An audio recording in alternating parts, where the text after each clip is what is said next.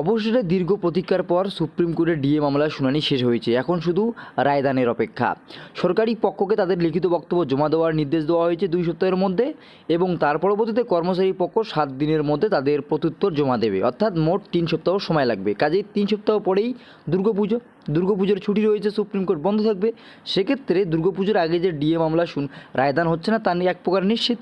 তাহলে প্রত্যেকের মনে এখন একটাই প্রশ্ন, তাহলে সুপ্রিম কোর্টের তরফ থেকে কবে চূড়ান্ত রায়দান ঘোষণা করা হবে?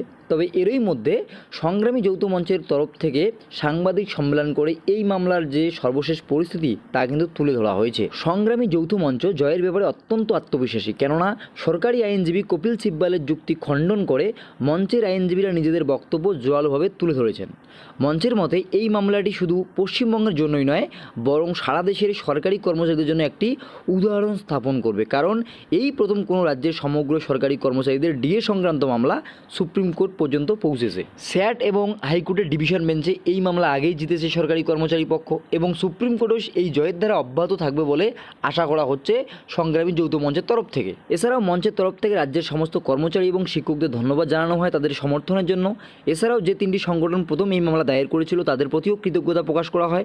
আইনজীবী বিকাশ রঞ্জন ভট্টাচার্য এবং যিনি প্রায় বিনামূল্যে স্যাট থেকে হাইকোর্ট এবং সুপ্রিম কোর্ট পর্যন্ত মামলাটি লড়েছেন তাকেও বিশেষ ধন্যবাদ জানানো হয়। সবকিছুর মধ্য দিয়ে প্রশ্ন একটাই থেকে যাচ্ছে, তাহলে ডিএ মামলার চূড়ান্ত রায়দান কবে হতে পারে? সেক্ষেত্রে তো আপনারা জানেন দুর্গাপুজোর ছুটি থাকবে সুপ্রিম কোর্টে, তার পরবর্তীতে কিন্তু আগামী 8ই অক্টোবর পুনরায় সুপ্রিম কোর্ট খুলবে।